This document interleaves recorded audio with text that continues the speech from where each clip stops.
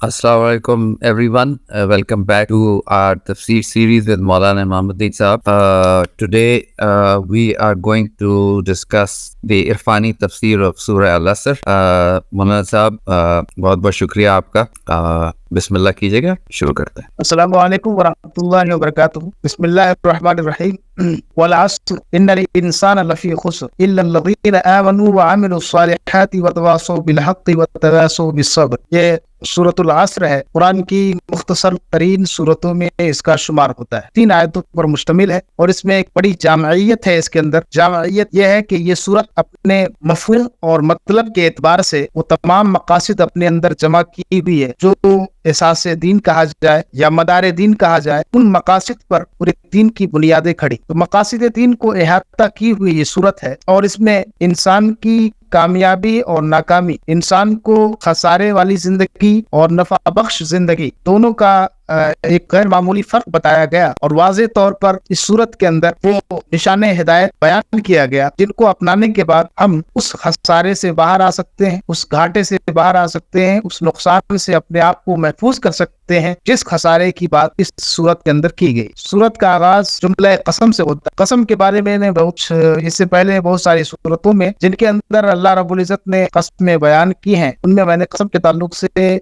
जो एक इल्मी फन्नी की मानवियत होती है उसको उजागर किया है. यहाँ पे जिस बात के लिए अल्लाह रब्बुल इज्जत कसम खा रहा है वो चूंकि इंसानी जिंदगी के लिए बहुत अहम है, तो मैं इस हवाले से कहता हूँ कि वो जिंदगी के हर लम्हे में याद रखने की चीज और हर कदम पर इससे रहनुमाई लेने की जरूरत पड़ती. तो इसलिए अल्लाह रब्बुल इज्जत ने इसको कसम से बयान. सूरह अस्र, अस्र के माने नमाज अस्र के भी होते, अस्र के माने जमाने. आमतौर से इसका उमूमी इस्तेमाल जमाने के माने और बाज़ मुफस्सिरीन ने नमाज अस्र भी मुराद ली, बाज़ ने वक्त अस्र मुराद ली. इन सब मानी के अंदर बड़ी हिकमतें हैं, बड़ी गहराइयां हैं और इसके अंदर बेशुमार इल्मी खजाइन मारिफ छुपे हुए. इमाम राज़ी रहमतुल्लाह अलैह ने जमाने से कसम खाने की जो तौजीह बयान, बड़ी प्यारी तौजीह है. वल अस्र, जमाने की कसम, उसको मैं इंशाल्लाह तफसीर में बयान करूंगा. तर्जुमा आप इसका एक सादा सलेस समाप्त कर ले. वल अस्र, कसम है जमाने, इन्नल इंसान लफी खुस्र, बेशक सारे इंसान घाटे में. लफी खुस्र फी ज़रफियत के लिए आता है ये नहव की इस्तिलाह में. घाटे के अंदर है, यानी घाटे से टच नहीं है या घाटा इससे मिला हुआ, बल्कि घाटे ने इसको घेर रखा है, इंसान उसके अंदर गिरा हुआ. किसी भी एतबार से वो घाटे से बाहर है ही नहीं. जैसे बोलते हैं ना कि बर्तन में पानी, तो पानी को बर्तन क्या होता है, घेरे हुए होता है, वो बिल्कुल मुहीत होता है, उसको कवर किए हुआ, कहीं से भी उसको जाने की राह नहीं, तब कहते हैं कि बर्तन में पानी. ऐसे ही इसमें कहा गया लफी खुस्र, इंसान घाटे में, यानी घाटा उसको घेरे हो. इस पर तौजीह आगे हम बयान करेंगे तफसीर के अंदर. इल्ला लज़ीना आमनू व अमिलुस सालिहात व तवासौ बिल हक़ व तवासौ बिस सब्र, सिवाय उन लोग जो ईमान लाए और अच्छे अमल किए. व तवासौ बिल हक़, एक दूसरे को हक बात की तलकीन की, वसीयत की, एक दूसरे को हक बात बताते रहे. और तवासौ बिस सब्र, और एक दूसरे को सब्र की भी वसीयत करते रहे, सब्र की तलकीन करते, खुद सब्र किया और दूसरों को भी सब्र की तलकीन की. तो ये लोग जो है घाटे से बाहर है. यानी कि इस आयत के अंदर पूरी सूरत में देखा जाए तो इब्तिदा जमाने की कसम से होती है. जमाने की कसम से मुराद, चूंकि जमाना सब कुछ अपनी आंखों से देखे हुआ होता, यानी जमाने ने सब कुछ देखा है. इस दुनिया में जो हवादिस हुए, जो इंसिडेंट्स हुए, जो वाकयात हुए, जब से लेकर के इंसानी जिंदगी यहाँ आबाद हुई, तब से लेकर के अब तक के जो भी वाकयात हुए, इंसानी उरूज के या इंसानी जवाल के या किसी हुकूमत के उरूज के, किसी हुकूमत के जवाल के, तो उन सारे वाकयात और सारी तवारीख का मुशाहिदा जमाने के पास महफूज और जमाने ने सबको देखा है. तो चूंकि ये इंसान के खसारे और इंसान के नफा के अदवार को जमानों को देखा है, जमाने ने सबको मुलाहिजा किया. बड़ी बड़ी सल्तनतें, बड़े बड़े सलातीन, बड़े बड़े उमरा हुक्काम के उरूज व ज़वाल को देखा, उनको आफताब जैसी बुलंदी पर चढ़ते हुए भी देखा और फिर जमीन की पस्ती में जाते हुए उनका ज़वाल भी देखा. तो सारे हश्र अंजाम जमाने ने मुलाहिजा किया है. इसलिए अल्लाह रब्बुल इज्जत ने जमाने की कसम खा करके इस बात की तरफ इशारा किया, चूंकि जमाना इंसान के उरूज व ज़वाल की दास्तान का गवाह है और सब देखे हुआ है. इसलिए आगे तो बात हो रही है وہ انسان کے عروج اور زوال ہی کی بات، انسان کے خسارے اور اس کے فائدے کی بات ہو رہی، ایک کامیاب اور ناکام انسان کی بات ہو رہی. تو زمانے کے پاس سارے ریکارڈ محفوظ ہے انسانی تاریخ کے، اس لیے جو بات آگے آ رہی ہے اس سے مناسب بہتر ہوتا ہے، اس سے زیادہ قریب یہ ہے کہ زمانے ہی کی قسم سے بات آگا، کیونکہ یہ اچھی طرح واقف ہے کہ کون سا انسان خسارے میں رہا اور کون سا نفع میں رہا، سب کا گواہ ہے اور سب کا اس نے اپنے ان کے ادوار میں سب کو دیکھا، ان کے واقعات اور ان کی تاریخ ان کے اندر محفوظ. تو اس اعتبار سے دیکھا جائے تو یہ بہت اہم چیز ہے. بعض نے کہا کہ عصر کی وقت کی قسم، تو عصر کے وقت کی قسم سے مراد عصر کا وقت چونکہ ایک زوال کا وقت ہوتا ہے، عصر کا وقت زوال کا وقت ہوتا ہے، یعنی ڈھلنے کا، بالکل سورج ڈھلنے کے پوزیشن میں ہوتا ہے، غروب ہونے کے قریب ہوتا ہے نا. یہ انسان کو یہ بتانے کے لیے کہ ہر انسان جو ہے بالکل غروب کے قریب، یعنی وہ اپنی عمر کو دائمی نہ سمجھے، باقی نہ سمجھے کہ جیسے فنا نہیں ہے، بلکہ ہر انسان بالکل زوال کے قریب جا رہا ہے، غروب ہونے کے قریب جا رہا ہے. یعنی اس کی زندگی کی سانسیں جیسے جیسے گزر رہی ہیں، وہ یہ نہ سمجھے کہ میں آگے جا رہا ہوں، بلکہ سراپا اس کی زندگی میں ایک کمی واقع ہو رہی ہے، اس کی عمر میں ایک کمی واقع ہو رہی ہے، اور اس کے عمر کے لمحات گویا کہ گھٹ رہے ہیں، اور وہ بالکل زوال سے قریب، غروب سے قریب. جس طرح عصر کے وقت سورج کیا ہوتا ہے، بالکل غروب سے ڈوبنے سے قریب ہوتا ہے، ایسے ہی ہر انسان اپنے زندگی کے مرحلوں میں غروب کی طرف جا رہا. بڑا پیارا مصرع ہے، شاعر کا نام تو مجھے یاد نہیں مصرع، لیکن بہت اچھا ہے کہ میں ہوں دریا کے کنارے چھپ رہا ہے آفتاب، میں ہوں دریا کے کنارے چھپ رہا ہے آفتاب، یعنی آفتاب میں زندگی ڈھل رہی، اور اس دریا کے کنارے میں کھڑا ہوں، یعنی زندگی کے کنارے، اور میری زندگی کا آفتاب ڈھل رہا. یہ عصر کے وقت سے براد وہ غروب کا وقت، غروب سے قریب ہر انسان اپنی زندگی کے ادوار طے کر رہا ہے، لمحات گزار رہا ہے، اور وہ بالکل غروب ہونے کے قریب ہے. تو اس طرح سے دیکھا جائے تو یہ بھی بات بڑی پیاری لگتی ہے کہ اس میں عصر وقت عصر مراد ہے. اس کے بعد جو بات آئی ان الانسان لفی خسر، کہ سارے انسان خسارے میں. انسان حقیقت میں دیکھا جائے تو خسارے میں، اس کے لیے کسی بھی جات سے وہ اپنے بنائے ہوئے معیار سے کہیں بھی وہ یہ نہیں کہہ سکتا کہ میں خسارے سے باہر. مکمل طور سے خسارے نے اس کو اپنے گرد میں لپیٹ رکھا، اسے گھیر رکھا ہے، اس کا احاطہ کر رکھا ہے، وہ باہر نہیں جا سکتا. دولت کے انبار لگانے سے وہ خسارے سے باہر نہیں ہو سکتا، بڑے منصب بڑے اقتدار حاصل کر لینے سے وہ خسارے سے نہیں بچ سکتا، شہرت و مقبولیت پا لینے سے وہ اپنے آپ کو خسارے سے بچا نہیں سکتا. وہ یقینی طور پر خسارے، کسی چیز کا خسارے کا اسے یقین ہو نہ ہو، لیکن اس بات کا ہر انسان کو یقین ہے اس کی زندگی کی سانسیں کم ہو رہی، اس کی زندگی کے لمحات گھٹ رہے ہیں، یعنی وہ بالکل خسارے میں جا رہا ہے. عمر بڑھ نہیں رہی ہے، عمر گھٹ. ہم یہ سمجھتے ہیں کہ ایک سال اور بڑھ گیا، لیکن 1 سال تو اور گھٹ گیا جناب، وہ خسارے کی طرف جا رہا ہے. یعنی جس طرح سے کہا جائے کہ پتھر وقت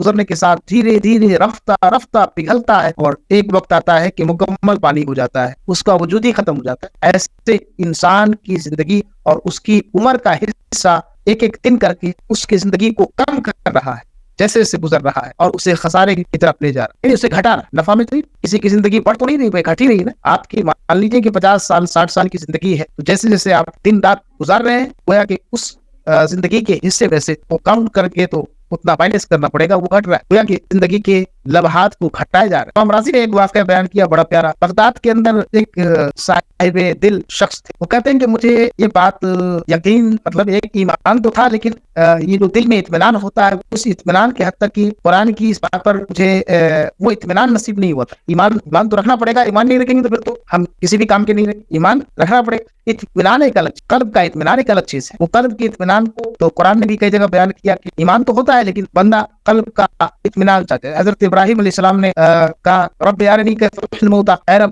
مجھے دکھا دے کہ کیسے تو مردے کو زندہ کرتا ہے نا، قرآن کے اندر ہے. تو اللہ نے فرمایا کہ ابراہیم کیا تو ایمان نہیں رکھتا اس بات پر کہ میں مردے کو زندہ کرتا ہوں؟ تیرا ایمان نہیں کہ اس بات. تو حضرت ابراہیم علیہ السلام نے فرمایا کیوں نہیں، ولکن لیطمئن قلبی، اے رب میرا ایمان یقین تو ہے لیکن دیکھنا چاہتا ہوں، آنکھوں سے دیکھا نہیں، اور وہ دل کے اندر جو ایک تسکین اور طمانینت ملنی چاہیے میں اس کو حاصل کرنا چاہتا ہوں. دیکھنے کے بعد جو طمانینت ملے گی، جو تسکین ملے گی، وہ الگ چیز. ایمان اور یقین تو ہے ہی میرا، کیوں نہیں. تو ایسے ہی اس صاحب دل بزرگ کے قلب میں وہ ابھی اطمینان کی کیفیت نہیں آئی، اس بات سے کہ انسان گھاٹے میں کیسے. ایک دن میں نے دیکھا کہ بغداد کے بازار میں کوئی برف بیچنے والا اپنے ٹھیلے پر برف بیچ رہا ہے، اور وہ آوازیں لگا رہا ہے اللہ کے بندو میرے اوپر رحم کرو، اللہ کے بندو میرے اوپر رحم کرو، میرا سودا جلد خرید لو مجھ سے، ایسا نہ ہو کہ دیر ہو جائے اور یہ پگھل کر کے ختم ہو جائے تو میرا اصل सरमाया भी हासिल ना हो पाए, असल पूंजी भी मैं ना हासिल हो पाऊं, अल्लाह के बंदों मेरे ऊपर रहम करो, मेरा सौदा मुझसे जल्द खरीद। तो बुजुर्ग कहते जैसे मैंने उस बर्फ वाले की आवाज सुनी तो फिर मुझे कुरान की आयत समझ में आ गई कि इन्नल इंसान लफी खुस्र, कि जिस तरह से वो बर्फ धीरे धीरे पिघल करके एक वक्त आता है कि खत्म हो जाता है, ऐसे इंसान की जिंदगी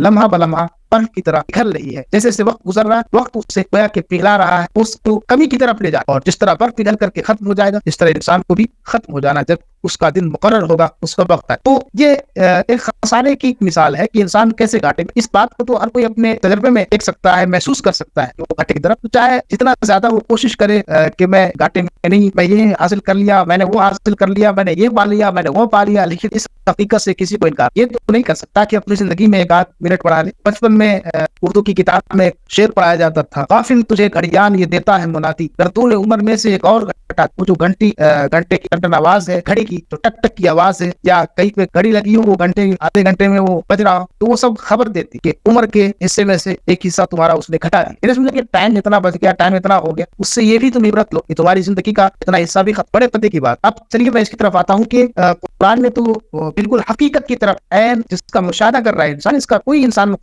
मुनकिर नहीं है, इनकार कर ही नहीं सकता इस हकीकत की, वो खसारे में नहीं, इस एतबार से देखा जाए, इस एंगल से। अब हम चाहते हैं कि अपनी जिंदगी को खसारे से बाहर निकाल, ये जो खसारा हो रहा है, हमारी उम्रें खत्म हो रही है, हमारी जिंदगी जा रही है, जिंदगी के हिस्से कट रहे हैं, खसारा, इससे हम कामयाब कैसे बने, इससे मुफीद कैसे बना अपने साथ के। तो कुरान ने कहा उसके लिए ये बातें जरूरी। इल्लल्लज़ीना आमनू व अमिलुस सालिहात, पहली बात वो साहिब ईमान, पहली चीज वो साहिब ईमान, दूसरी चीज अमिलुस सालिहात, दूसरी चीज उसके अंदर अमले सालेह भी, तीसरी चीज वतवासौ बिल हक, और वह हक बात बताने में किसी की मलामत का खौफ न करे, एक दूसरे को हक बात बताए, जो भी हक है उससे बोले, ऐसा नहीं कि ना हक को हक बयान करे, हक बना दे, और हमको ना हक बना दे। जो हक है, जो रियलिटी है, हकीकत है, उसको अपनी ज़बान से अदा करने में, बयान करने में किसी भी तरह से कोई तरह। वतवासौ बिस्सब्र, और चौथी चीज है उसके अंदर खुद सब्र की खसलत हो और दूसरों को भी सब्र की तलकीन। तो ये चार सिफतें हैं, और चार ऐसी हैं कि एक दूसरे से बिल्कुल कनेक्टेड है, मरबूत है। मतलब ये कि कहा जाए चैनलाइज है, अगर पहले को छोड़ करके दूसरे को पकड़ता है तो दुरुस्त नहीं। मतलब ये कि वो साहिब ईमान नहीं, उसके पास ईमान ही नहीं, उसके पास अकीदे की जो बुनियादी चीज है वही चीज नहीं है, और वो फिर अल्लाह अमले साले करता फिर तो क्या फायदा है ना। ईमान तो अव्वल शर्त है, उसके बाद अमले साले का नंबर आता है। ईमान के साथ सिर्फ ईमान काफी नहीं, इसलिए कि ईमान का कमाल और कह लिया जाए कि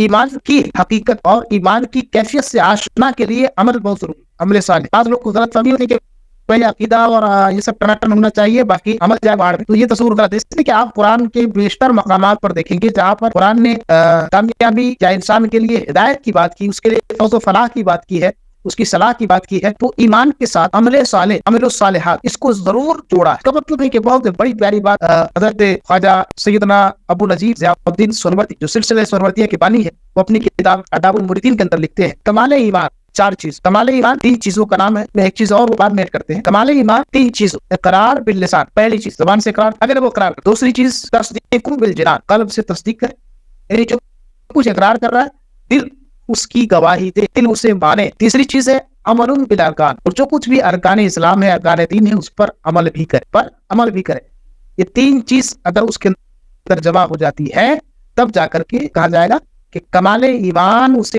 मिल गया। फिर उन्हें तरतीब मुलाजा करें, फिर उन्होंने कहा कि मन तारकल इकरार फहुवा काफिर, तो पहली चीज यानी इकरार ही को छोड़ दे, इकरार बिल लिसान अव्वल है, जो इकरार को छोड़ दे वो काफिर। उमन तारकत तस्दीक, और जो तस्दीक बिल कल्ब को छोड़ सिर्फ इकरार तक रहे, जबानी दावे तक रहे और दिल में उसकी तस्दीक ना हो, वो मुनाफिक, तो मुनाफिक। उमन तारकल अमल, और जिसने अमल छोड़ा, मान लीजिए उसके पास इकरार बिल लिसान भी, तस्दीक बिल कल्ब भी, यानी वो दिल से भी मान रहा है, दिल से भी अल्लाह की वहदानियत को मान रहा है, रसूल की रिसालत को मान रहा है, लेकिन अमल से दूर है। फरमाते हैं वो फासिक, वो ऐसा शख्स है जो अल्लाह की बंदगी और उसकी इताअत से बाहर है और उसकी सरकशी में जिंदगी गुजार। तो ये छोटी बात नहीं, हम लोग बहुत हल्के में ले रहे। अल्लाह ने कुरान में कहा कि अल्लाह फासिकों को पसंद नहीं। हम ये समझ रहे हैं ना कि चलो अमल से दूर रहो, अमल कुछ भी रहो, वो तो माफ हो जाना है। अल्लाह जब कह रहा है कि पसंद नहीं करता मैं, तो आप कैसे अल्लाह के महबूब पर